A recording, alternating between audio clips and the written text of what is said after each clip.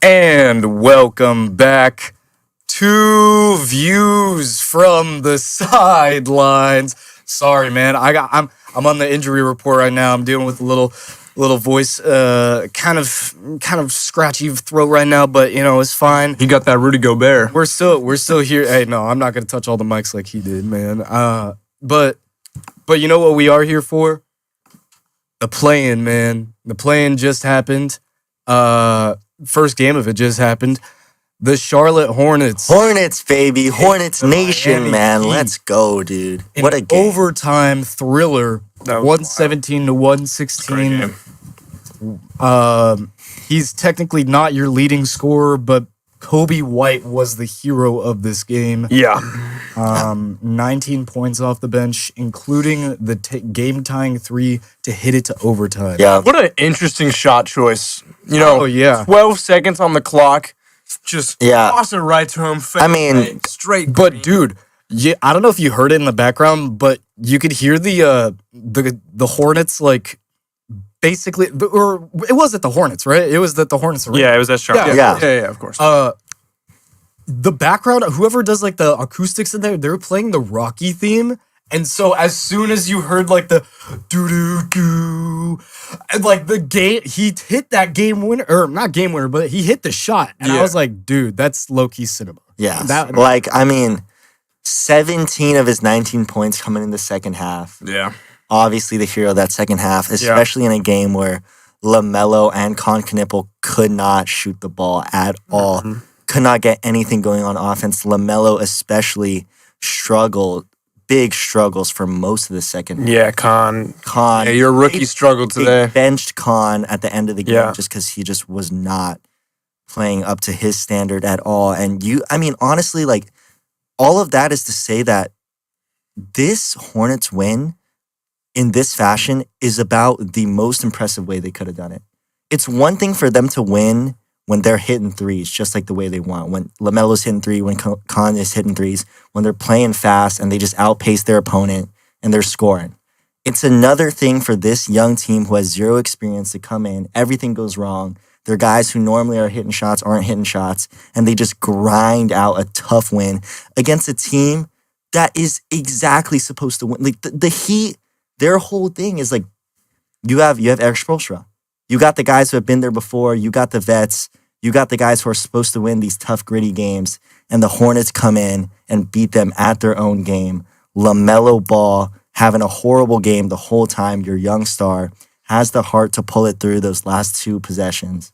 And it's just like, there's nothing you can say except that's just an impressive win and an incredible basketball game. No, absolutely. And it was, we talked about Kobe White, obviously the hero of that second half, but I still think the MVP of this game is Miles Bridges. Oh, yeah. And I don't think it's close. The whole game, just like getting post-ups on Davion Mitchell, it seems like the look they really wanted, especially in that first half. And then he would, spin off of it. He'd get to his floater. He'd get to a step back mid-range. He was hitting threes. He couldn't be stopped. Obviously, he had the game-winning block to seal it. He was all over the place today. he also hit a very important three. In the corner, Before Kobe's. Kobe's, yeah. So that was all over. That was a momentum swing as well because they were down 6 with under 2 minutes. And they missed like 3 open threes in a row. Yeah, they missed 3 open threes, and to get those 2 threes in that moment to bring them to that moment was a huge shot for him. And obviously, like you said, the game-saving block, that's one of the plays of the game right behind Kobe's. And so just a great game by them, and we'll see if they could beat the loser of this 76ers Magic game tomorrow. Yeah. No, it was, and also Brandon Miller as well. Shot the lights out. Yeah. Was incredible as He well. was great just getting in the lane and finishing as well. Like, they did what they had to do to win. And They did. That's just so impressive to me. So, after doing research, the Heat have always made it out of the play-in tournament since the induction of it, and this is the first time that they're out. Have they played all 4 And years they ago? have, Well, except for 2020, but that was like the That pseudo. was the beginning. Yeah. That was the I pseudo. believe every year they've won as well, they've also knocked out Kobe White.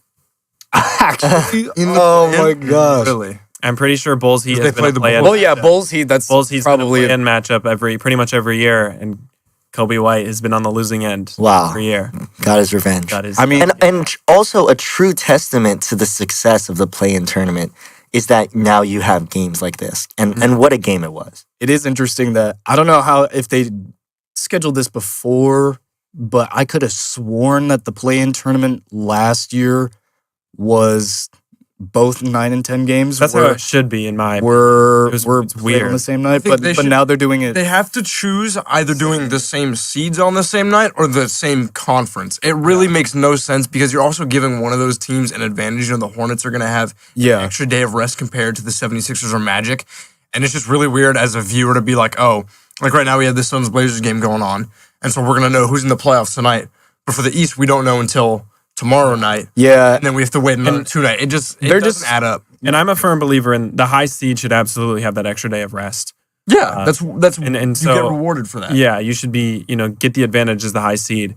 You should get the home game plus the extra day of rest. And it's super weird that they started with the 9-10. I think they're trying to do that for ratings wise, trying to save up to the Kawhi Steph game, but it's the 9 and 10 game. They wouldn't do that for. I also think they wanted the first game. I'm not gonna lie. I actually think this was one of the most looked forward to games of the play-in. I think it's way more exciting than a Magic Sixers game, and I think if the Hornets lost today, the Eastern Conference play-in is already less exciting. I mean, totally honest. Everyone in the NBA feels similar to Edward, maybe not on the same level animation-wise, but, animation. They're a fun team. Yeah. And they haven't really played well for God knows how long, about a decade. I think they haven't made the playoffs in a decade, right? Kemba, at least. Yeah. And so just to be able to root for a young team with a lot of fun players like LaMelo, like Khan, like Kobe White, like, not really Miles Bridges, but,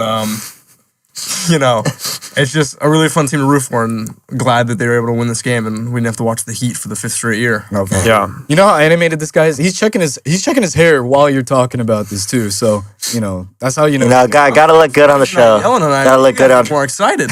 You should have seen how excited I was when Kobe White hit that. I mean, I was screaming. I mean, that was it. I'm wholly satisfied. That was an incredible game to watch. After the game was over, I just felt so happy. Well, let's be honest, man. Are you even satisfied right now? Do you feel like there's more work to do? Oh, I mean, job's not done. Work's not done. I mean, job's not done. Hold on, look at the camera and say that. I mean, look, I said earlier on ATVN Sports on Tuesdays earlier today, Hornets are getting out of the play-in, and they are beating the Detroit Pistons in the first round. Oh, wow. And look, for everyone who's saying, oh, wow, do you guys remember how you reacted when I said the 19-win Hornets were going to win 40 games this year? And look at me now. So don't count me out just yet. Look at me now. Hornets beating the Pistons. This could age to being one of the best takes in views from the he's yet to be wrong about the Hornets. I mean, next week we might got to make an edit. We got to go back. We got to go back to our first few episodes. Knippel Rookie of the Year. Did. I said Hornets winning 40 games. Yeah, he did. This is insane. We got to get this man on a Hornets national make it to the playoffs. I said Hornets made it to the playoffs. Yes. So they got to prove you right. One more before the season started. But even if they don't, still, I respect your take. Thank you. I mean, he was right. To it. We all would have agreed a 40-win team, like a 40. What would they end up winning? 43, 44. A 44-win team. Probably we didn't think was even a play-in team in the East. Yeah, we thought that was a 6th seed in the East. Yeah. So even. So respect for the take. I stand corrected. Thank you. Yeah. Great take. It means a lot to me. It's pretty insane what happens when a guy sticks to his team. Before we touch on the rest of the plan, I just wanted to talk about a guy that didn't stick to his team, Doc. The Doc. He's officially out. They use a lot of words, but I don't think he deserves it. Doc Rivers stood down as the head coach for the Milwaukee Bucks. Yeah, he's the one that made that decision. I'm sure of it. You know what? He wanted to save grace from. I'm not going to shame a man for trying to take his name out of, a bad situation, but at least make it look more believable, man. Throughout the entire season, the end of the season after the trade deadline, he was just serving up content for media members like, oh yeah, some of our players, had a little issues with me. Just him and Cam Thomas clearly was referenced so many times. The belief in the locker room was, tossed up so many times, and he just had no comments about it. Made jokes about Shams, with the whole Giannis situation multiple times, making Shams like almost make a revenge article on Doc because he thought that it was inappropriate to vouch for that joke that happened or was going to happen during the All-Star game where he was like, Giannis is the head coach of the Celebrity All-Star game. Maybe he should say that Shams could request a trade. Like, bro, just go home. Go home, man. It's okay. I think the definition of veteran head coach in this league has changed a lot. And I think for the time that you've been a vet coach in the league, you've had the most 3-1 comebacks in NBA history happen against you. Constantly given great situations and always fumble. And now you're just ducking smoke. So, yeah, whatever, man. Honestly, talk about, quite frankly, a very overrated career. Not a great career at that. His only ring coming with the we could call it super team, I think. The super team Celtics, of course. The 08 Celtics. They were the big four of Ray Allen, Rajon Rondo, Kevin Garnett, Paul Pierce. It's a fantastic team. And honestly, to only win one with that team, I think shows what type of coach Doc is. And like you said, the 3-1 comebacks, he'll be memed forever. That Clippers team in awesome Clippers team in 2019 to 2020, just selling that lead, just kind of was a pinnacle of a moment of his career, of who he was. And talk about just a poorly run franchise, the Milwaukee Bucks. I think you can blame him, but blame them as well. Starting 30-13 with Adrian Griffin in the 2023-2024 season and firing him as the first seed in the East with the best player in the world at the time, 2 years removed from a championship. And then you hire Doc Rivers and you kept him for 4 times the length you kept Adrian Griffin. It makes no sense. He's 97 and 103 with the team. That is a 48% win record. And it makes no sense why he's been on the team for this long. He should have been fired a year and a half ago. And just the fact that it got here and now we have the situation with Giannis, I just think the Bucks have to completely reevaluate where they stand. I mean, I just think Doc is one of those coaches that really reminds me of Darvin contests without fouling Ham. Mm-hmm. Yeah, like what is he hired him? Genuinely, what does he do? Like I don't think he's known as this guy who's an ATO genius. This guy who's an incredible like offensive mastermind, defensive mastermind. Players don't like him. What is he good for? Yeah, I think it's. I don't know. It's interesting. He's still like a nearly 1,200 win coach as in a career, which is still impressive, regardless of how much talent he's had, and frankly how much talent he's wasted. But I think that's part of it is when you are kind of spiraling as a franchise and looking for an answer, going to someone who maybe hasn't been a great playoff coach, but for the most part gets teams some stability, gets teams to the playoffs consistently. Obviously, this year is an exception for sure, but gets teams to the playoffs. Like you said, offers stability, and you're not likely to finish too far under 500 with Doc at the helm. But I think he's that sort of stable presence. But that was just the wrong hire for the Bucks.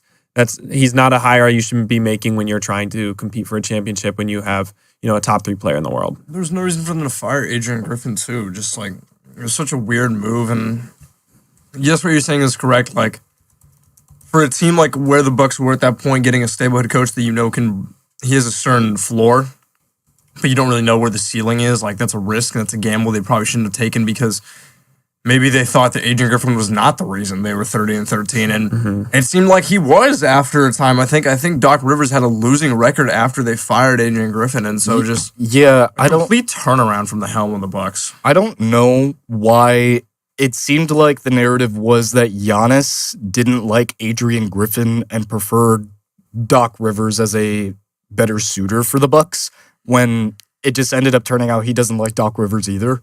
So, I don't know what it is, but I think that there's a changing of the guard, even coming with the coaches. I mean, like, I don't think head coach, unless you're Eric Spoelstra or Steve Kerr, I guess. Steve Kerr's safe. He's safe. He's safe. He's got to be He's safe. getting fired after Steph retired. Well, yeah. So next year. But, like... Yeah. But I appreciate the honesty. But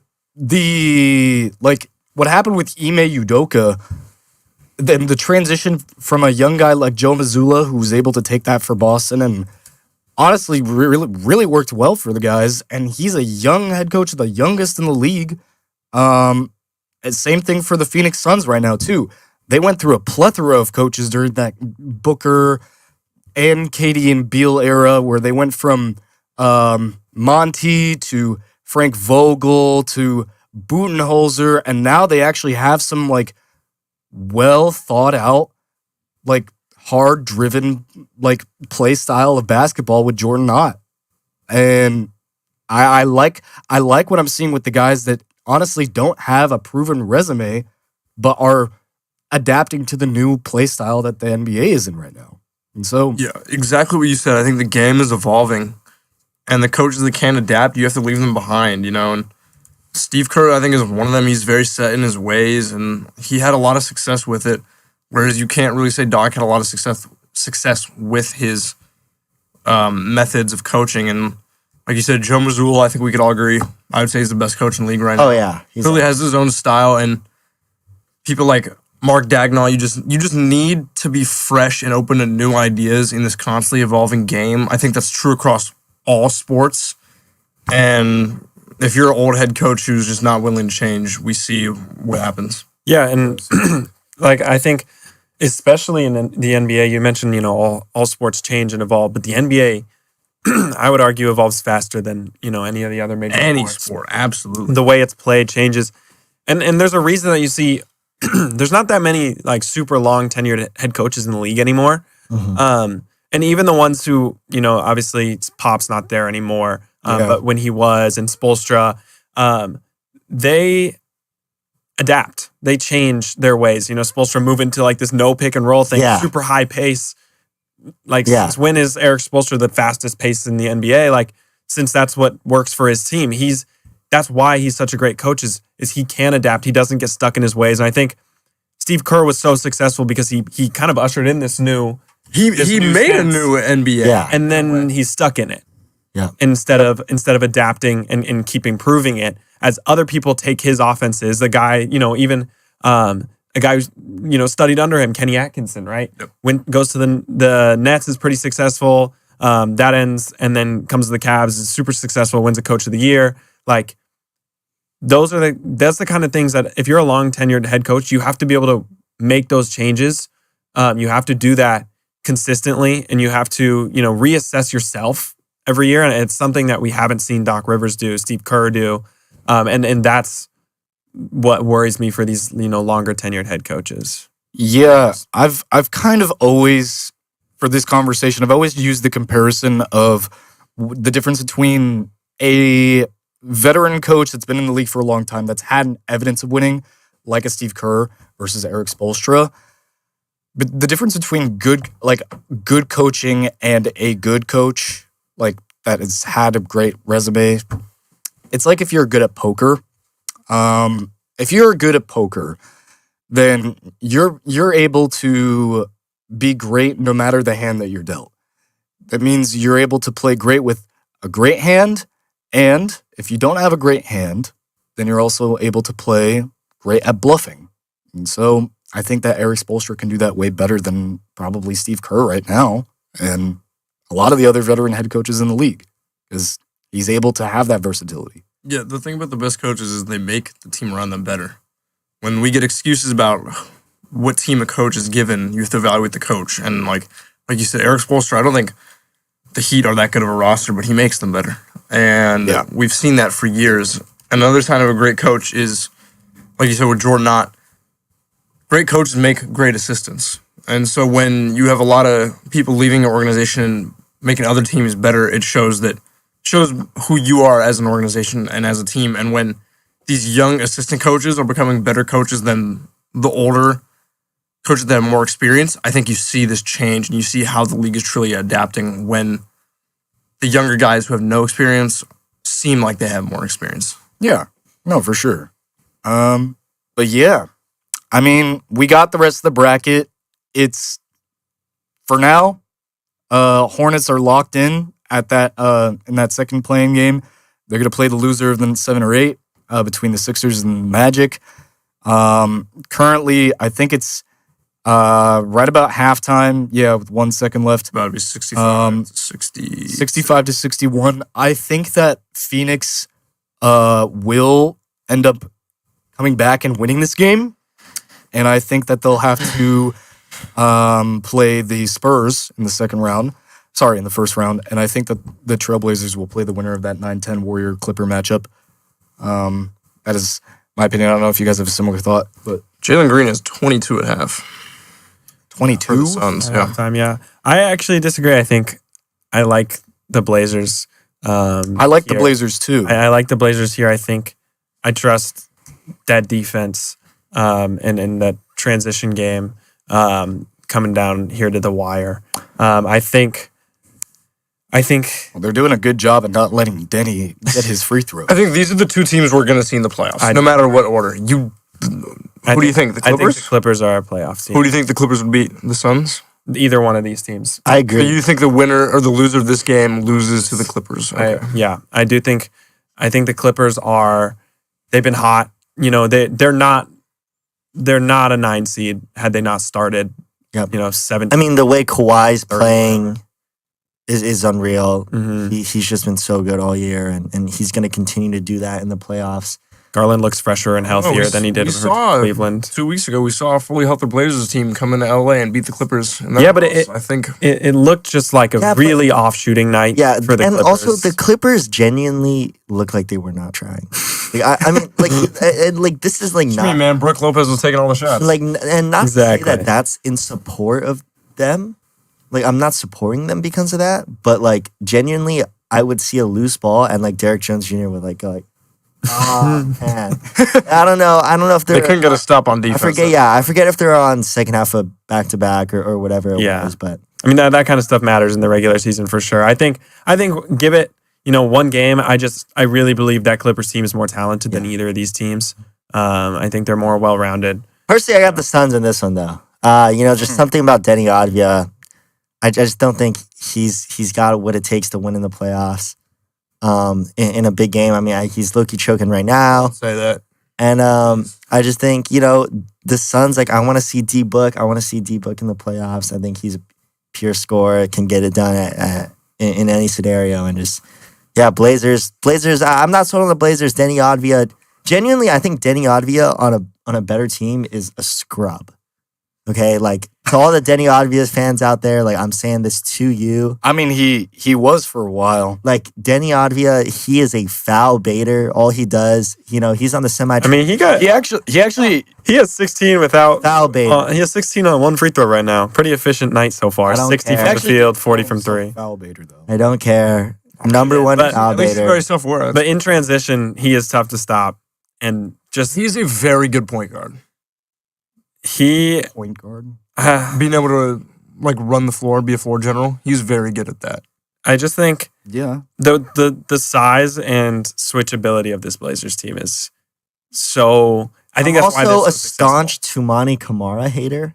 Just don't like him. He's just. I mean, don't like him. He's a Swiss Army knife on defense, and then you pair that alongside 2 bigger guards in Scoot and Drew, and then you put it alongside a true paint anchor in Donovan Clingan, and you got guys like Jeremy Grant and Matisse Thybulle coming off the bench, Robert Williams coming off the bench. That's just a defensive menacing. It is a so many great lob threats. unit. Like you said, size explains them perfectly. They are a very athletic team. Yep. When it comes to their to get out court. and run. Yeah. And they're just. I mean, and you can get out and run when you get stops on defense. You get defensive boards. Yeah. And that's what they're built around. And I really think that's going to benefit them in this playoffs. I think there are definitely concerns about their half-court offense, but I think that's the type of stuff we're going to see come a real postseason series. In a one-off game, I think that's going to translate really well. All right, we're going to see, man, second half. Yeah, we'll see. For now, we're actually going to give our bracket predictions of just the playoffs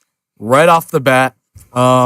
It's going to be the first round is going to happen this Saturday, first game of the first round. So by the time that you guys see us next time, a couple games will already been playing, and it'll be a better way for us to predict it now and not get any second thoughts on our votes. So, yeah, I mean, right off the bat, I'm going to show you each of our brackets, starting off with Liam's. So right now, here is his bracket. Shout out NBA.com. We have Thunder obviously beating their first round match. Wait, I'm gonna go through it real quick. Okay. All right. Yep. Obviously, Thunder are going to win that series no matter who's playing them easily.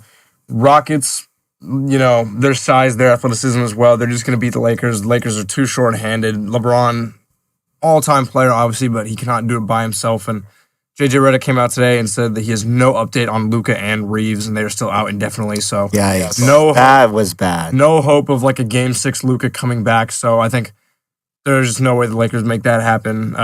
Nuggets, Timberwolves, this could be a good series, depending on how healthy Ant is. But I think the Nuggets' playoff experience and Jokic is just going to outdo the Timberwolves. But I think that'll be a good series, probably 6 games. Spurs, again, doesn't matter who they play. Wemby in his first playoff series, along with Stephen Castle and Dylan Harper and De'Aaron Fox will be that, anchor to help them in clutch moments. And then the Thunder and the Rockets, that's an easy series for the Thunder. We've seen them beat the Rockets 4 times this year, and Rockets just do not match up well against them. So Thunder in 5. And then the Spurs and Nuggets, this one I actually have the Nuggets winning. I think they've won 3 out of their 4 matchups this year, and 3 out of those games have been in the last month for the Nuggets. And we've seen that Jokic just matches up really well against Wemby. Even though he's the best defender in the league, Jokic still just gets the best of him. He's able to maintain that size late in games, and so I think the Nuggets won that in a 7-game series. And then Thunder Nuggets, this will be a great series. These two teams are just going to battle out. Very physical, but I do think the Thunder have the advantage with the Nuggets coming off a very tough series, so I am going to take the Thunder in 6 to advance their 2nd straight NBA Finals. And then if we go to the East side, we have the Pistons. It doesn't really matter who they play in the first round. I know we love the Hornets on this show, but I think the Pistons are just going to outmatch them. So Detroit in round 1, and then we go to the Cavs and Raptors. Raptors have had a great season, one of the best defensive teams in the league, but I just don't think they have the versatility and the scoring late in games. So I'm going to give that to the Cavs with the new look Harden team. And then we have the Knicks and the Hawks. This series I think is going to be the best of the first round by far. I have this one going to 6 or 7 games. The Hawks are one of the best young teams in the league, one of the better upcoming teams, very similar, we said last week, to the Pistons of last season. So this is going to be a tough one for the Knicks, but I think the Knicks' experience and, their scoring from Brunson and Cat is just going to outmatch the Hawks. So I'm going to take the Knicks and let's go 6 games. Then Celtics, they've been one of the best teams, most consistent teams in the league this year, and obviously Tatum, I think, playing better every single night, getting more healthy, and so I think they're going to win that one in 5. We have the Pistons and the Cavs. I am going to take the Cavs in this one. We saw the Cavs play back-to-back games against the Pistons in February, I want to say, and they were missing 3 of their best players, and the Pistons were not able to shoot the ball well and barely won that game. And then once the Cavs got a little bit healthier with Donovan Mitchell back, they won that game, and I think the Cavs just match up better, with the size of Jarrett Allen and Evan Mobley. They're going to beat that Pistons team pretty solid. So I'm going to go 6 games for the Cavs. And then Celtics, Knicks, rematch of last year's semifinals where Tatum tore his ACL. I think the Knicks are just still, it seems like, one piece away. They're very consistent with being that 3rd or 2nd seed. And they have the scoring, but I just think the Celtics have been better defensively and better depth this year. Crazy so I think the Celtics, already tell. I think the Celtics are going to win this one. And then Celtics, Cavaliers in the Eastern Conference Finals. We got a classic 2017-2018 matchup here, with the Celtics are going to finally get their win over the Cavaliers. I think Tatum and Brown, with Brown stepping into that number 1 scoring option role, along with players like Derek White, Peyton Pritchard, and Tatum, we'll see how he plays. Baylor Sharman. and Baylor Shireman. Luka Garza. Luka Garza, of course. Dude, Neemias Queta has been super good. But I think that the memed about Celtics it. are just going to win this matchup, and I'm going to go 6 games. And then I think we're going to have a great finals, Thunder Celtics. And this might just be me not wanting the Thunder to win back-to-back and not wanting Shea to get a second one. Fair enough. But I do think the Celtics are the best team in the league this year, and they have played fantastic all season long. I'm going to go with the Celtics, man. Interesting. Man. That's interesting. I mean, I I don't got the Celtics as my champion. don't either. I don't. And we might all have different champions. I like this. I like that. We might all have some different All of shit. I like the picks that. Before, I didn't have any issues with any of them. The only one that I was really having my gripes with, besides I had a little bit of an issue with the Detroit Cavs one, but I let it slide. Pistons are terrible in the playoffs. I don't think that the Knicks are going to sell to the Celtics this year. I don't know. Celtics are just better though. The Celtics without Brown lost by 2 points to the Knicks a week ago. The Celtics had a better matched up team so much last better. season, and the Knicks still beat them. The Knicks Granted, they didn't have Jason Tatum for that last quarter of that other game. I think this Knicks. But I also think this Knicks team is worse. Yeah. I mean, would argue. the only difference is really the coaching, and I think I think if you're going to play playoff minutes basketball, you're going to kind of see the same amount of minutes that the Knicks were playing. no, and I don't think it's the minutes that changed. It's that defense. Yeah, Tibbs would run his dudes into the ground, whatever. But he also, had that Knicks defense firing on all cylinders. No, for sure. And I don't think. I think a lot of that has to Joe go was going to to. be ready this year. And Mike Brown came in. And it was supposed to be this promised new offense that disappeared within a week. It's the same offense as it's always been, and He hasn't been able to adapt. I think the Knicks have been the same team for the past 3 years. Oh, yeah. Honestly. I agree. And I think they get worse every year. but I think they definitely got. I think they better stay on the last- same level. I don't think it's not marginally different where we can say they're worse or better. I think it's very consistent. nobody's developing. But are you going to say that the Celtics are better than they were last year? No, but I just think I think they're different because I think Brown they're is the different. number one I scorer. think different. The idea of Jaylen Brown coming into his own. I think Jaylen Brown is a better player than he was last year. I agree. And I don't think that was just because of opportunity. And I think a lot of guys on their bench elite. took big steps. Yeah, and I think Derek White's a better player. I do think Pritchard is miles better than he I was. do I think think Baylor Shireman is. I do think that with Jason Tatum back, Neemias Queta is an actual playable guy. I do think with Jason Tatum back, there's an argument for this team is better, especially because Kristaps was just in and out, and you never know. He was so unstable, and that team last year just didn't really find a groove. And The Celtics team, this team has, and I think it's just a different mentality. It's very hard to win back-to-back championships in any sport. Given the NBA, we haven't had a back-to-back champion since the Warriors, and so I think some of that is just fatigue of playing a full season up until late June, and then you have to come right back in August for training camp. So I think, full season of rest. And this is a new team. I think this Knicks team is very similar to what we saw last year. This Celtics team is a brand new team. yeah. I understand that they're new, but the Knicks have been consistent, and I don't know which. Celtics. I think the Celtics have been more consistent this year than the Knicks. You know what I said about Jason Tatum, man? He's not going to be Mr. Consistent for the Celtics. But what do you? I mean, who do you think for the Knicks is? I would consider besides Cat. Cat's not consistent. I would say all the other guys on the Knicks. You don't think Joe Mazzulla is going to take advantage? The Knicks are awful on defense. Yes, like Jalen playoff Brunson is defense. the worst.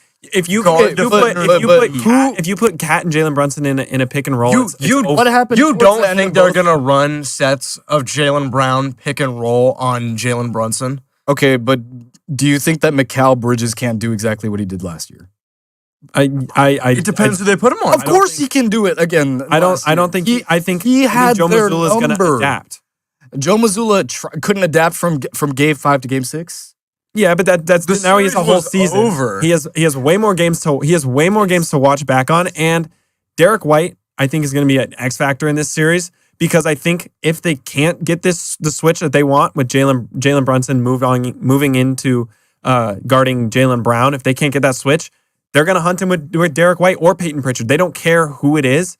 They are comfortable with every single dude on the floor attacking Jalen Brunson, and that's going to be the game plan. Oh, of course, The thing of is, course. the Celtics have so many more scoring options than the Knicks, especially if I agree. If Brown or Tatum both are having an off night, you give it to Peyton Pritchard, you give it to Derek White.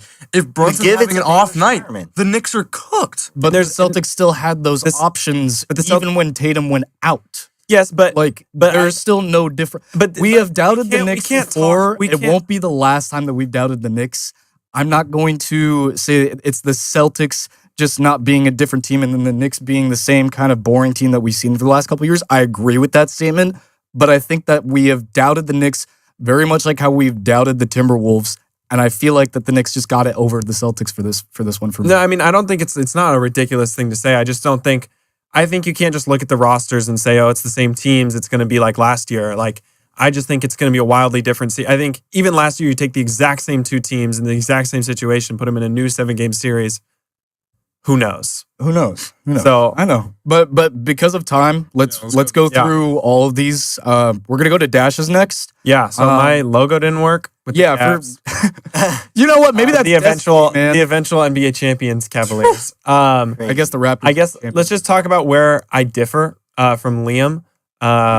So got the same thing in the West pretty much, and then the Spurs I have taking over the Nuggets, purely because, you know, I think both these teams do have glaring postseason flaws. One, the Nuggets can't play defense, and two, the Spurs can't shoot threes, and like at a high enough clip. And I think that's why neither of them can beat the Thunder. I think both of them have glaring weaknesses that the Thunder just don't suffer from. Mm-hmm. I know that the Spurs handled the Thunder in the regular season series.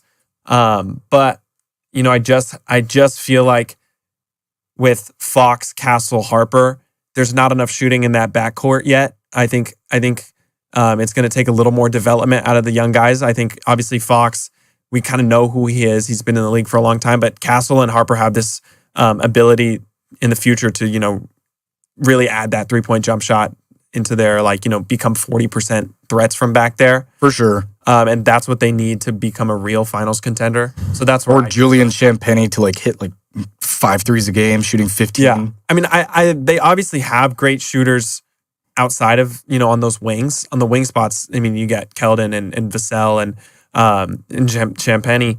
All of them can knock it down. But I still think that the backcourt needs to be able to do it too, or else that spacing just tightens up. I mean, I just think if Harper can add, Harper especially, if he can start shooting the I mean, he's all NBA. Yeah. He's all NBA. I mean, he's unbelievable getting the rack. He's unbelievable. He is nice. He might be the best driver in the league. He's up there. Like, purely just like making layups. Like, yeah. Purely just being able to just... It's insane. Yeah, no, I mean, everyone knows what he's gonna do. We haven't seen a guard finish like him at the rim since Curry. Everyone knows what he's gonna do, and he just moves people out of the way. Man, remember those contentions? Like, who's a better finisher in the league, Kyrie, Curry, or what? I guess Russ. Yeah, I mean, they're all very. I mean, I think Jalen Harper. Curry should not have been in the conversation. But oh, come on, nah, he is one of the best finishers in the league. Get out of here, bro. We're not having this discussion. Kyrie or Russ. He did not compare to Kyrie.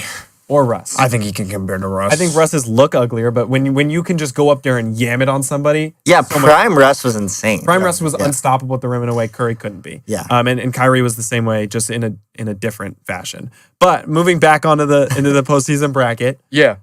The East is where I change things up. Let's start with the Hawks. Oh, wait, yeah. Let's go down to that bottom bracket. But yeah, you have a big upset here. Pistons over the Hornets in the play. I honestly considered it. The Pistons cannot shoot the 3 ball, man. And the only dudes who can shoot the 3 on the Pistons are 3-point specialists, like pretty much exclusively. Mm-hmm. And that's not going to work in the postseason. I really think this Pistons team is going to be awful in the postseason. Awful. I think they're going to struggle so mightily. And I've watched JB Bickerstaff coach in the postseason, and that's just not his forte. He is incredible at developing talent. The Cavaliers wouldn't be where they are today without JB Bickerstaff developing their guys, but he absolutely needed to go. And you saw that when Kenny Atkinson came in and took this team to a new level. Yeah.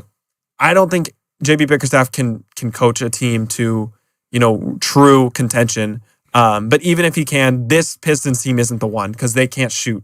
And you can't have, multiple guys on the floor at a time who literally can't space the floor to save their lives.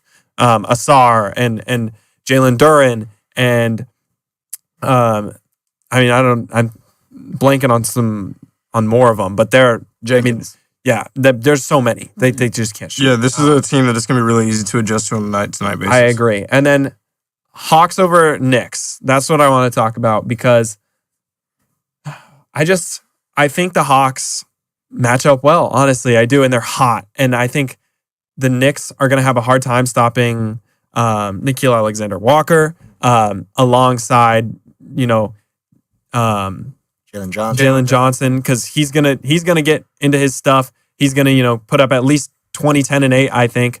They've been the best defensive team since March. And I just I think obviously you have OG and Mikhail, and one of them will be on each one of those guys. But then they're just gonna hunt the switch for Brunson. Brunson cannot handle either of their two top scorers because they're both so big compared to Brunson. And then, I actually think Onyeka Okongwu's athleticism is going to be huge in that series, as well as the ability to space the floor. I just think I really like this matchup. They're red hot.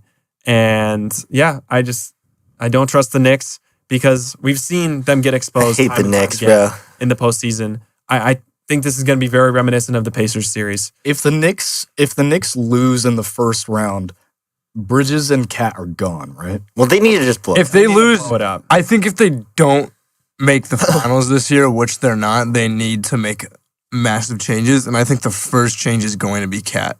I think the first change is going to be Mike Brown, and then Cat, and I think Bridges. obviously Brunson is an untouchable. I think Mikhail should stay. I think he's a tone setter on defense. I think, like you said, the main issues are going to be coaching again. It's just that contract for them. I really think they give up for him, though. Yeah, but the picks is you can't do anything about that anymore. But you would like to get a guy that can be like just a better 1B to your 1A and Jalen. I just think Jalen. If you're building a team around Jalen Brunson, you need a guy like Mikhail. You need Mikhail and OG together. Them with Josh Hart. That's what makes up for everything Jalen Brunson can't do defensively. And then has those guys behind Cat makes it so much worse because you put Cat and Jalen in an action and it's just barbecue chicken. No, for sure. For sure. I'm curious what they would do in that situation. Yeah. Not mad at it. Trade for Giannis. It's definitely time to blow up that Cat Jalen Brunson thing. Yeah. And I think if this happens in the first round, send Cat and a bunch of picks. If you need to add more, do it. Make a push. Yeah. And then going back, Cavs Pistons. Liam talked about this a lot. I understand why the Pistons you don't need to explain. Don't trust them. They're just not good. I really believe they're not good. I agree. Cavs over Celtics. This one I'm interested in. This one. How many games do you think it's going to be in? I do think this is a 7-game series, but this one truly boils down to front court. And I just don't see a world in which Keita, Garza, and friends are going to be able to handle Jared Allen and Evan Mobley front court, along with, good size behind them. Good shooting all around on the floor. The one thing that the Celtics, live by, though, is the 3-pointer, and that's what the Cavs have struggled against is 3-point defense, and I understand that. But we saw it last year. It just takes cold shooting nights. The thing with the Celtics is yes, the Cavs struggling to defend 3-pointers is scary, but honestly, when you watch the Celtics play, it kind of feels like it doesn't matter if the defense is really there or not. The shots are going to go in or they're not. And when they're hot, you're not going to beat them. When they're cold, you probably are. And I just think, the nights where they're not hitting, their front court can't make up for it against the Cavs. And it really will come down to, are there more nights where the Celtics are red hot from deep, or are there more nights where they're cold? And I'm going to say there's more nights where they're cold, or if they're hot one night, I think this Cavs offense, we know what they're capable of. And all it takes is 1 or 2 nights of them outpacing the hot Celtics, night. And then you got the Cavs in the NBA Finals. And so how are they beating the Thunder? So let's get to that. Yeah. Explain this one. Let's get to you, Mr. Non-PNG showing up, man. It's one series. Anything can happen. Okay. He's delusional and he's proud. the one thing I I will respect say, it. I respect it. why the Cavs could never have beat the Thunder before the trade and why they can now is Darius Garland was lost against the Thunder because he's so small. Not DG the PG, man. And as much as I love him, he couldn't hang with the physical defense. And James Harden can, and it's not necessarily. I am so tired. Oh my gosh. Game 7 playoff. We're not asking him to do what he's had to do before. We are asking him to play make, have the ball in his hands, play make. That's never been his issue in the postseason. His issue's been. What did you think it was in Philly? His issue's been shooting the ball. Scoring. Yeah, this is true. In Philly, he was missing. In Philly, he was missing shots. Yeah, but okay. Philly, he scored 7 in games. Philly had to score because Embiid was out. But Yes. Embiid was playing, and when he wasn't, and he had Maxey, he had Embiid. He wasn't doing the same ish that he was doing with Cleveland. Or sorry, he is doing the same ish. It's just that it still resulted in a Game 7 loss. He wasn't doing the same thing. He's not the best guard on this team. He was the best guard on the Philly team. He was better than Maxey at the time, for sure. Absolutely. Maxey was still developing. But again, was that his role? He meshes. Yes. And his role was to score. His role is so different because of the big men that he was playing with. Joel Embiid, his job was to feed him in the post. In that pocket pass, I remember, that pocket pass. Yes, he's still hitting those pocket passes, but this time it's to the hard roll to the rack, and it's the Jarrett Allen hard roll to the rack. He has way more minutes with Jarrett Allen than he does with Evan Mobley, whose touches are more similar to how Joel Embiid's were. But when he is on the floor with Jarrett Allen, it's closer to his playmaking with Clint Capella. Yeah. But this time, instead of being surrounded by a bunch of the Rockets who, Eric Gordon. They were great shooters. But this Cavs team, you swing it to, a guy like a Max Strus. They can attack the closeout. Tyson, they can attack. Yeah. They can get downhill. And, obviously then if he's struggling, right, in a Game 7, sure, because Game 7's been where his biggest struggles are, right? Who do I want the ball with in a Game 7? It's Donovan Mitchell. I don't care if James Harden's struggling. Okay. I want Donovan Mitchell to score 50. Okay, but who is that? And he will. And who is that other guy again that you want to be the guy taking relief off of him? Is it still Harden? Yeah, but that's his job is not his job as a relief man is not to score. So what would you say he needs to average in this series? 18. He can do it easily. 18 to 20. 18. With less 20. defensive 18, pressure on him as well. I think the key is Evan Mobley and Jarrett Allen. And I think I trust Jarrett Allen alongside James Harden. Jarrett Allen has been incredible. And it's put James Harden with any. It's really been. It's really Harden because on a night that Harden is not shooting well and he's getting in his own head, he's gonna give it to those bigs. Yeah, and he's gonna make the plays. Like you said, when he was feeding it to Embiid, he was giving it to Embiid for Embiid to find his own shot. He is making the shot for Mobley. He's making the shot for Allen. Even for guys like Tyson and Mitchell, sometimes he makes. Okay, and no, for sure. New addition. This Cavs team, I don't think it can be stated enough how important Max Strus is to this team, and him being out. Does Max Strus know how important he is to this team? Oh, I mean, he came in and he started. I mean, right when he came in and healthy, he was putting up 20s because he's hitting, shooting 10 threes a game, and he's the kind of guy. He's coming off of these are tough threes. Him and Sam Merrill are shooting moving threes almost all the time. They're not shooting these stationary catch and shoot, and it's these moving threes that really open up. The Harden pick and roll because they collapse onto Allen once this pocket pass and the lobs keep happening and happening and happening. And then Strus and Merrill are wide open, and you cannot leave either of those two wide open. Okay, no, for sure. Tyson. At Ethan213 says, Scotty DPOY Barnes isn't letting the Cavs out of the first round, I'm afraid. See, that's just ridiculous. I don't even want to hear it. All right, I will say that there is a chance, but I want to ask you just one question. Ask. In my mind, there are 3 players in the league. Well, one of them's not active anymore, but there were 3 players / is 3 players in the league that I would say every fan of their own team has always felt that if Chris Paul, Russell Westbrook, or James Harden is on their team, it is a bad omen.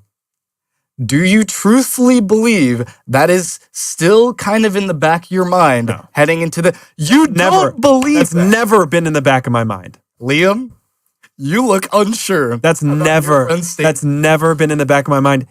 If you just gave him like a little more talent. Any of your teams, or Russell Westbrook or Chris Paul on any of your teams, does that thought come to your mind at all? I think James less than Yeah, James Harden. I think James Harden. I mean, those guys were just on a lot of teams that weren't going to get it done in the playoffs. But I think Dash does make a great point, and I think it's Like Russ had no shot after that, like 1 year with KD. Like, he wasn't going to win with the Rockets. This is like very interesting though how we're seeing Harden. Like this is definitely a new role for him, and so we have to see where he is this year. I know it's super late in his career, but I think honestly this is a different role for him, and you should trust him on a different level because he is being asked to do something he's never been asked to do before. He's if you really take the time and like you examine like what James Harden is doing for the Cavaliers, it is so different than anything he's ever done before. He is asked to do more on defense than he's ever had to do before in his career, and he's doing it. He's been a positive defender. He's really just asked to be physical on defense, and then he's asked to play slow because the rest of the Cavs want to go. And James Harden's job is to calm them down and chill them out. And he does that, and then he play makes, and he just adds an element. James don't want to run. He adds this element to the Cavs that they really need. They now have this sort of 2-speed option because they've got the slow game with James Harden on the floor, and then the go with Donovan Mitchell. I appreciate a man that sticks to his guns throughout the entire season and sticks to his team the entire season, no matter what. Let's see your bracket, Tony. We're actually going to Edward. We're going to my bracket. But before we do, Ben Papp says, who remembers Eck? Shout out Eck, man. All right. Number one fader. He's no longer with us. Man. Just kidding. He's alive. Love Eck, man. Wish he was here. We miss Eck. On to Edward. All right. My bracket, crazy championship pick, perhaps. I really like Cavs going to the finals. I really like that as well. Here's the thing. Best team in the East. Oh, so you did pick the Hornets. All right, in the East, I like that. Hornets are beat. I'm sorry. The Hornets might actually beat. The Hornets might actually beat the Pistons, guys. You heard it here first. It's for real. On the sideline. Hornets are beating the Pistons. No, you heard it here first. I didn't have the guts to pick it, but I agree. I really do. I think this is the most valid take. The Pistons, guys, they play slow, they can't shoot, and the Hornets are just everything good about the modern NBA. I'm not going to speak. I'm not going to seed we've seen since. Let's go with the 2018 Raptors. Hornets are going to roll through this Pistons team. I'm not going to speak until they're going to the second round. And they're going to the second round. But just continue, man. Just continue. But obviously, they're going to run into the Cavs, who are going to rout the Raptors. And unfortunately, love the Hornets. I'm the number one Hornets supporter. I don't think they can beat the Cavs. I thought you were gonna do it to me, honestly. I know. I thought about it, but the day I really thought. I mean, I really like the Cavs clearly because I have them going to the NBA championship. On the other side of the bracket, I got Celtics, and then I do have the Knicks beating the Hawks, even though I don't like them. And then I got the Celtics killing the Knicks. Cavs will edge out the Celtics, edge them to get to the NBA championship. Great verb usage. Yeah. And then well done. Other side got Thunder. Rockets will kill the Lakers. Thunder. And then I'm telling you, man, everyone is sleeping on this Nuggets team. Say what you want about their defensive struggles. Aaron Gordon was out for 17 games with an injury. He came back. When he's on the floor with them, they are tied with the Pistons for the best defensive. Thank you. I will agree. Then since he's come back, he came back, right around a month ago. He's been on a minutes restriction. And in the playoffs, if he can be healthy, he can be part of this Nuggets team. Those defensive struggles, I'm telling you, are gone. They're in much better defense with him. It's a crazy. Absolutely. Just as insane margin. Just as Tony said, they're one of the top defenses in the league when he's on the floor. He just needs to stay healthy, be a big contributor in the playoffs. I think they'll beat the Timberwolves. I don't believe in them, even though I do believe in Ant. I think the rest of the team is just not there at all. Yeah. Spurs. I think the team is there. I just don't think Ant's actually healthy enough. Yeah. I think the Spurs are great, obviously. Yes, it's tough. But I don't think they can beat the Nuggets. Recent matchup, I think Aaron Gordon actually did a good job on Wemby. I think he guarded him 44 possessions, I think the stat was, and he had 12 points. Wemby had 12 points. I think he will do fine on him.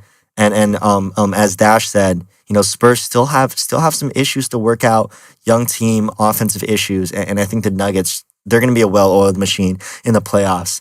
Now, against the Thunder, that's obviously the tough matchup. And obviously, this is a pick 'em, Thunder as the favorite. But I believe in the Nuggets. I really do. I believe in Jokic. I think Jamal Murray's going to be a playoff riser, as he always is.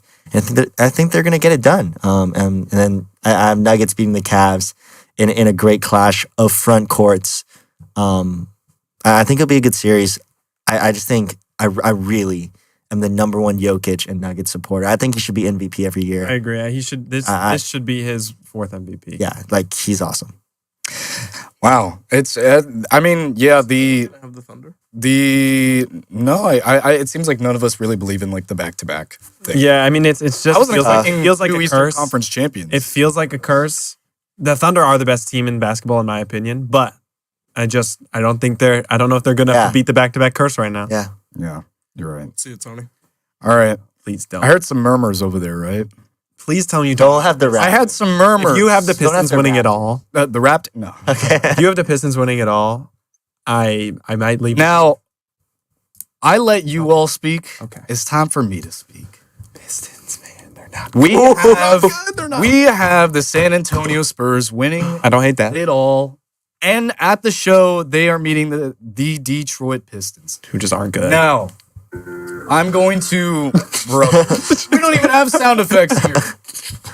Bro, you said I'm gonna bring up Ethan's comment. You said James Harden wasn't gonna win anything on the Rockets when he had the best shooting team on the Rockets in 2018. Yeah, They were going to win in 2018. good shooting team, They but were going to win in 2018. they were not The rest of the They had league. the best shooting team. okay. But they didn't. Come on. They had the team to beat the world. Regardless, whatever. Goodness.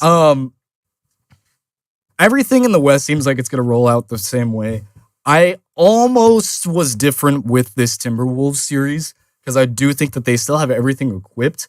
It's just that Ant has just not seemed like himself since he's come back. He had a kind of good game against the Rockets, ironically.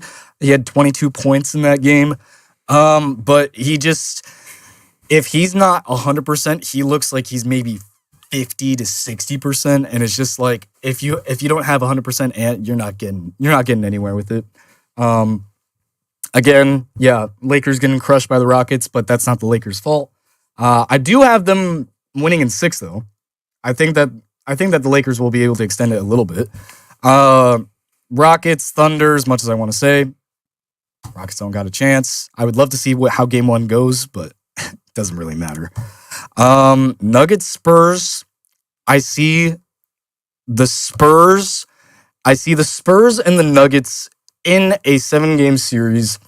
And I see the Spurs winning this out because of the way that the Nuggets have been playing pretty well in the last couple of games. They won a 12-game winning streak.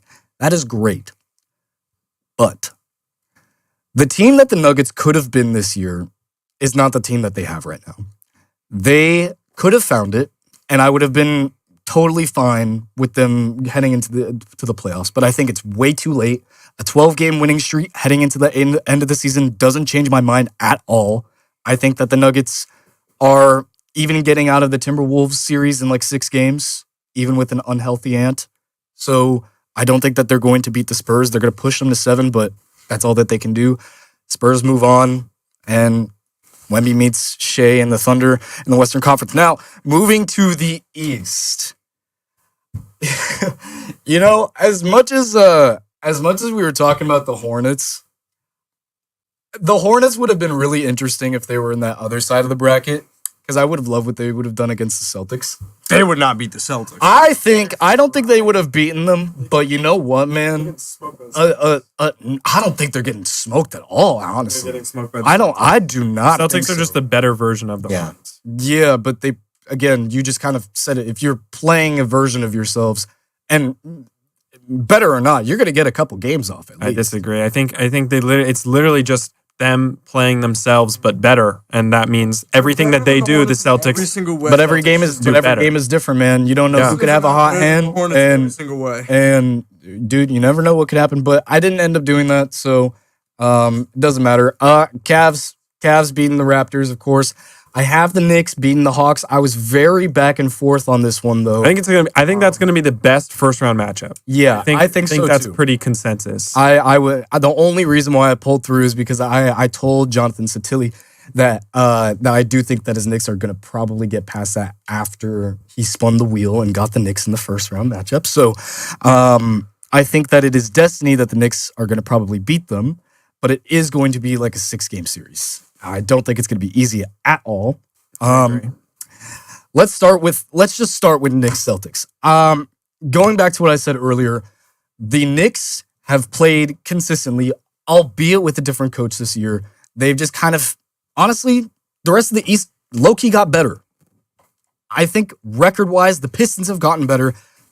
So have the Cavs. And even though it doesn't match up well on the bracket, the Cavs and the Knicks, they were like, what, one game away from being the 3 and 4 seed? Like, yeah, it was a 1 game. So, again, every single team in the East got significantly better. And I don't think that it at all, that these records kind of really mesh well with what the reality of the playoffs is. Because I think that this Knicks team is going to consistently be better than this Celtics team. I think that Jason Tatum, he is a great player for the Celtics, but I just don't think that he's going to thrive in a playoff series against the Knicks. I think he'll do fine against the Magic or the Sixers, especially with no Embiid. But I think against the Knicks, I just don't see a world where you see Mikal Bridges matching up on him or Jaylen Brown every night and not creating havoc for him, especially for him and his low shooting percentage. It could get even worse. It can get into scary 25 to 30% numbers we can look at, but I think that the Knicks edge out the Celtics in 7 games. Horrible take. Why do you think it's a horrible take? Discuss. The Celtics are just too good. I think Joe Mazzulla. You can't even say his name. Joe. You don't even believe in it. Joe is the best coach in the NBA. Yes. Yep. He's going to absolutely outcoach the Knicks with prep I'm not in saying the that he playoffs. can't outcoach the Knicks. I'm saying that he just can't beat the Knicks. I mean, I understand the Knicks. He's gonna beat the I He has understand. It didn't happen last piece year. they need to Because he beat didn't the Knicks. outcoach them. The Knicks are not better than them at anything. If you have, He's a better coach this year. The reason they lost he last year was was last because year. he got outcoached.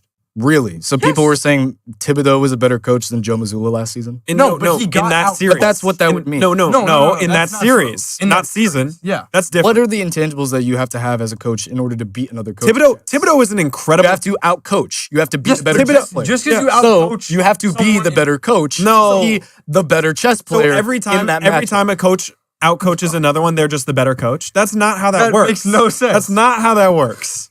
Joe Mazzulla is a better coach because he has an NBA Finals, but Tom Thibodeau outcoached him on defense last year. Absolutely. Yeah, and Tom Thibodeau is That doesn't make him a better defensive coach. genius. Joe Mazzulla is Just- also a genius. I didn't say that. Steve Kerr's gotten outcoached in series. That doesn't mean he's not a Again, better I didn't coach. say that. I asked that's what you're you, implying. was Thibodeau a better coach? And you said no. And I No. was like, oh, He's not a better coach, but he outcoached him. That doesn't. That could happen. Yeah. Okay, regardless, the Knicks just do not have what it takes. Their wings, like the Celtics have a better player. OG and Mikal are not scrubs. Let's be They're not. clear. No. They're Josh Hart is also probably one of the hardest players in that series. Like he's probably Okay, but- in that series. Okay, but helpful to have a but guy that Derek you don't White- worry about from the 3-point line. but Derek White. Actually, he's been shooting it pretty well the last couple games. Decently, but every time in the postseason, what happens? I mean, I don't know. You never know what could happen in the first couple games of the season. It could go away after that Knicks series, the Hawks series. But anything can happen, brother. But the Celtics just have switchable wings on Brunson. I agree. They just have switchable wings. I really think it's just the Knicks don't. Do you think that Jalen Brunson will not get his?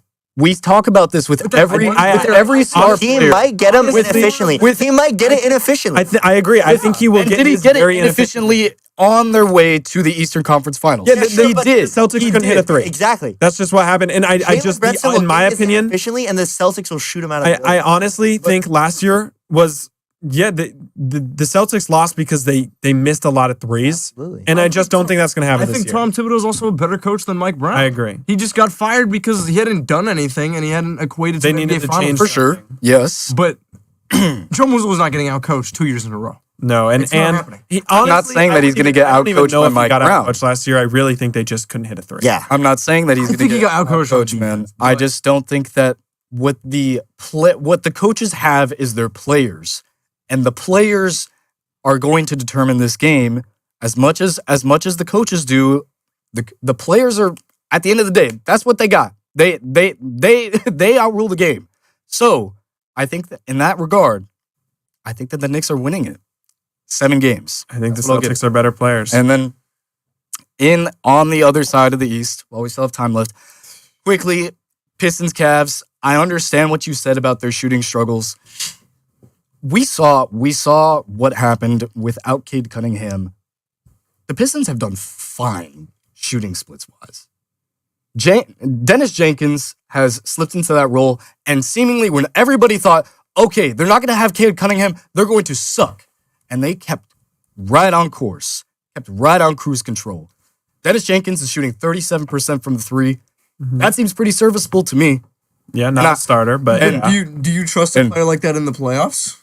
I mean, you could trust any player that has good shooting splits, that has their moment and makes good use of it. Yeah, I would trust him. I don't not trust him off the bench. The issue is when, they play Ron Holland and Asar Thompson in the same lineups all the time. Okay. And those guys hopeless. Those guys are hopeless. Like that's get a bucket, bro. Yeah. So hopeless. But you can't do that in the playoffs. But you also think that Asar Thompson's defense doesn't, balance that out. You don't think that both of them are great defenders? Yeah. You don't think that Ron Holland will get subbed out for Dennis in some ways to do a small ball lineup? I mean they will at some point, yes. And those are the moments. But then at all times they will have 2 guys on the floor who can't shoot a 3. At all times. So do the Cavs. No, the Cavs only ever have 1. So Jarrett Allen, Evan Mobley. Evan Mobley can shoot. Yeah. Every game that I've seen Evan Mobley have the chance to shoot, he has. God, he's a 30% 3-point shooter. By the way, in his worst 33%, 33 in his worst year of his career. He's been 37 back-to-back years before that. Those are 2022 Russell Westbrook numbers. Jalen Duren, higher than Ron Holland, 37, higher than Asar Thompson. Numbers. Like you said 33. Their percentages, double their percentages. But we've seen him shoot 37 before, even though he's shooting 2 years 33 for a big is not that bad. Okay, that's still not what I'm trusting in a playoff scenario. You're not letting your big shoot off in a playoff scenario unless your name is Al Horford or Kristaps Porzingis. No, you are because. You let your guards. But he's a star player. They just need Evan Mobley. Evan Mobley just needs to be a good enough shooter where the defense has to guard him out there. Yeah, and that's Ron Holland. Not going to happen when they're going to leave him. They're not going to leave him. That is not going to happen. Oh, Asar on him is a mismatch. I honestly no. Do you know how strong the Thompson twins are? They're probably some of the strongest boys in the league. Like 5 inches on him, dude. Bro, and he's a twig. Okay, but Kevin Durant is 240 on his weight scale, but Giannis is 240. Yeah, tell the difference. But let me ask you a question. Does that make KD worse at exploiting mismatches than Giannis?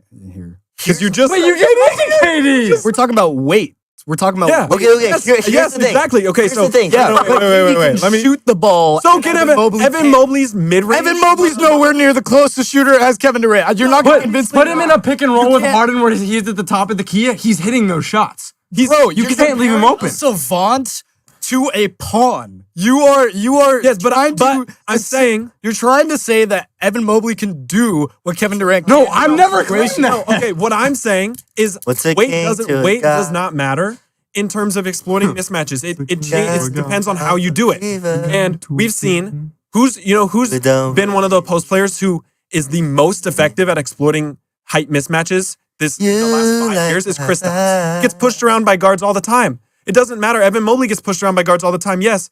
But then he has a post hook. He has a mid-range jumper.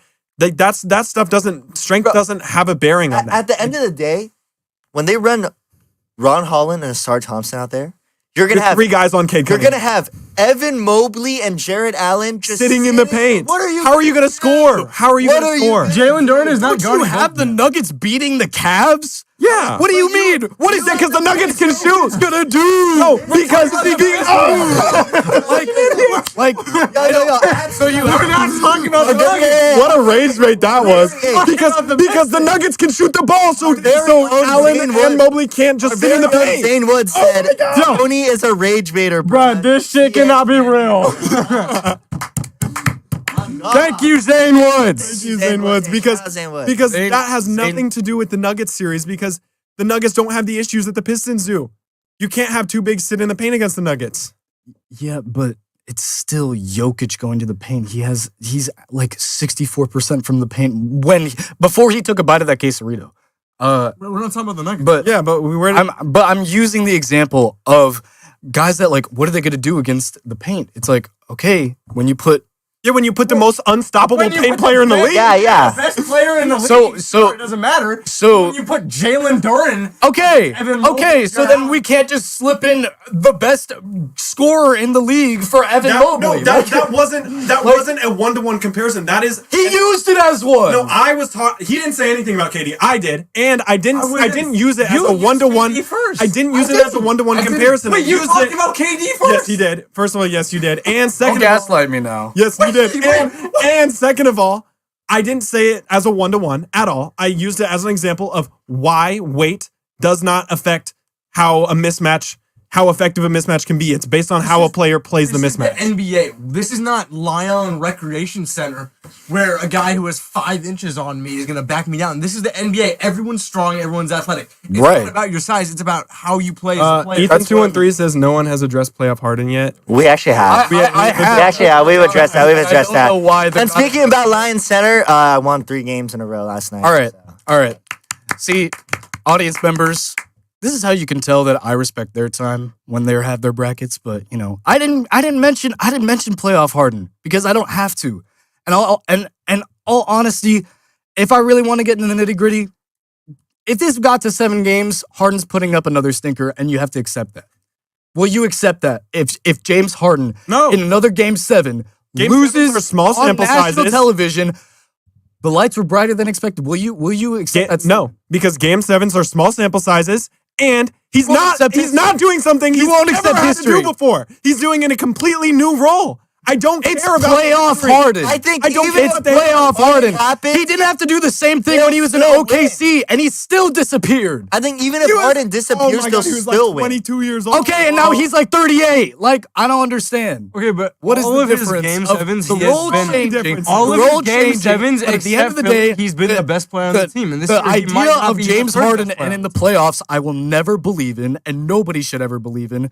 I can't believe you bought into it, and I understand why. I didn't buy into it. Wait. We're saying the team can be good and he can be bad and they can still win. Yes, but he could be the second best player on the team. But it doesn't outshine all of his past failures. That's fine. It doesn't. It's not about his legacy. It doesn't. Winning this year. What is he asked to do? Who is this? What is he asked to do? Harden who? Who is what is James Harden asked to do? He was that. I don't understand why you didn't why aren't we talking about LeBron? Because he's not in 2018 mode anymore. Because I don't understand why you threw away the idea of, James was only 22. He served the exact same role as a 22-year-old. The way that James Harden, he didn't know who he was when he was 22. That's just not true. He does not serve the same role at all. But what did he do? He was the point guard and not 1-2 guy. Okay, how about you? 3 guy at best on that team. Tony, what is he on this? Tony, how about you go watch Harden at 22 and watch him in a game. And then watch him in a game now and say, that's the same role. Watch them back to back and tell me that's the same role. I promise you, it wouldn't matter because he's still a choker. He's still a choker, and even if he chokes, the team it's not awful. Win, it's less awful than the Cavaliers going to the finals. Is he gonna choke making passes? Like what? Yes. No, that's not. You're acting like people can't make turnovers. You're acting like he can't make mistakes. You're acting like he can't be selfish once in a while and want to be the hero because he's always wanted to do that in his career. He knows this is not his team, though. He's done that to every single team that he's gone to. Okay, I think I know this is not my team. Wait, when is it? Let's say he backed it up with his besides the 76ers, when has it not been his? Let's say Harden has an absolute mental breakdown. I think the Cavs can bench him and they'll still be the Pistons. Yeah, I agree. Yeah, I agree. Jalen Tyson can step in and do exactly what Harden can do. Okay. not passing wise, but he can score better. At times he can absolutely At score times better. he can. And yes, I agree. Donovan Mitchell alone, without James Harden, without Darius Garland, he beats this Pistons team. Yes, the Cavs need a good James Harden to beat the Celtics and to beat the Thunder. And I believe that good Harden is going to come out because it's not a Harden we've ever had to see before. So making the argument that in his history he's choked, it doesn't matter to me now because his history it has nothing to do with what he does right now. Absolutely not. Moving on to the final pick. Pistons, Spurs. Spurs make it past the Thunder. I got them winning in 6 games. And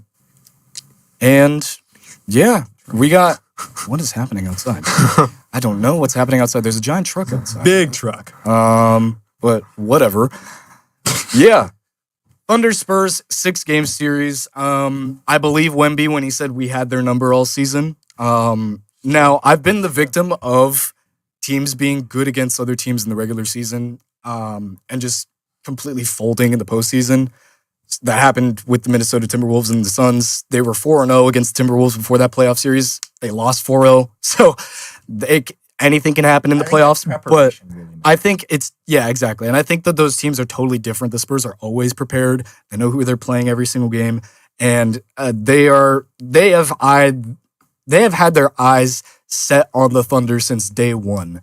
And I think Wemby just wants to prove that he can really just be on top of playoff mountain as much as he's wanted it all season in every regard, from normal game to regular season award. Like he has wanted it, and I think he's going to want it this series, and I think he's going to take him to the finals, and I think he's going to win the finals MVP in this series. And yeah, I got the Pistons winning in 6. Sorry. Spurs winning in 6. Spurs winning in 6. I mean, like the Spurs. If we saw a Spurs Pistons series, that series is over in 4. in 6 games. 6 games. Oh no, they're not winning 2 games on the Spurs. It's 5. It's 6 games. It's 5 at the max. At the most. It's 5. But Wemby is destroying that entire team. until we get confirmation or feel out of the playoffs, yeah, we got anything more from our comments before we go? Currently the Suns are winning 88-83 with Let's go. 11 minutes. Yeah. minutes. Oh, this was I am the picker. this was Drop a 1 in the chat if I'm looking handsome.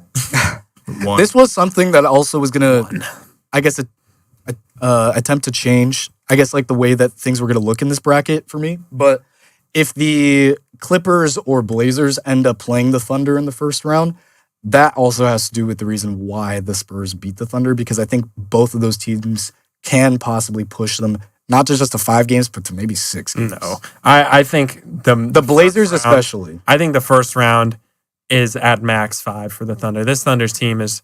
I think we just like We we're just so used we have to it. voter fatigue. We do have voter fatigue. We're so used to it, but this team is incredible. All They're around. they're incredible. They're the only team, but in my opinion, they're the only team in the league without a glaring weakness. Yeah. The Thunder? Yeah. Absolutely. What is their glaring? They don't have a weakness. I don't They really don't. Like as much as everyone hates Lou Dort, bro, he's a dog. I mean, Ludor hasn't been really shooting it well this season. But he doesn't need to. Care, bro. They have LeBron. He's one of the best defenders in the league. No, I'm saying he's a they have LeBron some of level the player best- build. They have some of the best. His size. player build They have is the so best- wide. They have the best pure score. The save. No. He's a so LeBron. By James level save. Especially if the refs let them play the way that they've been allowed to play. The playoffs. Who's gonna? Because we all know that This is Shea. how I can't trust Zane because he said Lakers in 5. Yeah, your opinion doesn't matter anymore. Are we ready for vintage Braun to beat KD? I'm excited. No, I saw that you sent that post in the group chat. I want Braun to actually like do really well. I want Katie to drop I'm 25. giving you the camera from some blasphemy. No, give me the camera. This is not blasphemy. Give me the camera. All right, I whatever. want to see Katie drop 23 points on 80% efficiency. Whatever you say, buddy. If the Los Angeles Lakers beat the Houston Rockets, Tony and I will wear LeBron jerseys to the next podcast. I mean, that's not a crazy. I'll do that. I mean, like, it's I'll not, do that. Bro, if the Lakers are not winning. Bro. 41-year-old LeBron and friends If the Rockets take you out, if the Rockets don't win against this Lakers team, yeah, this has a lot of question marks on Kevin Durant for sure, because this is his series to lose. But I have my utmost confidence that it won't even have to get to that. If he loses, what's the effect on his legacy? Just want to know. Because Steph's... Oh, I don't know if you were here. Oh, you weren't here last week. No. But if Steph loses in the play, and his legacy is negatively affected. Tarnished legacy. Well, it affects his future for sure. Because it could... What future? Well, Durant? if Steph plays like another year or two. Okay. But for KD, if this affects his legacy, yeah, Steph, LeBron, and KD absolutely should all go play for the Seattle Supersonics. I'm In their last I'm in year, for that it. would be crazy. They should all just take massive pay cuts and play for the They should all Supersonics. just like spin the wheel and go play. Hey. Like the Washington. Yeah. Hey, but if the Rockets end up, I'm not even gonna say winning against beating the Thunder, but if they push them to 6 games, you guys have to do something special related KD wise. Either bring in a picture, So 6 Bring in- games. yeah, seven. Damn, so that's how Rockets could get 2. that's how bad. I don't. Do you think the Rockets can get 2? Yeah, I don't think it's that unrealistic. If they push them to 7, I'll do whatever KD I think wants. that series goes to 5 just because of like the only time you saw it was close was when they had Steven Adams. I know. I agree that it should go to 5, maybe, but I really think 6 is possible just because the Rockets are still a good team, still defensively an incredible team, and KD could drop 40 in a game, and then who knows? And it still doesn't matter. Yeah, it's happened before. Have you seen that thing where it's like, if you need 20, KD will give you 20. If you need 40, KD will give you 20. Nah, he'll give you 48 and a foot on the line. But until then, who knows? Maybe my opinion. You guys will see my opinion change as soon as Game 1 hits of Thunder Rockets, and I'll be like, I don't know, guys. We just got to see how the game works out. But until then, the play-in tournament, we'll see how that second game goes out. I mean, yeah, We'll have all the reactions to Game 1's next podcast. So exactly. We'll have all of our reactions to Game 1s. We'll tell you guys our thoughts about the play-in. And yeah, we'll just see how well our predictions hold up. We'll see you guys. 7-point lead for the Suns. Yeah. No, one's in the chat. 7-point lead. Nobody gave him a 1 in the chat. Yo, Jesus you know who- Morin, give him a 1. You know who else wears 7? Kevin.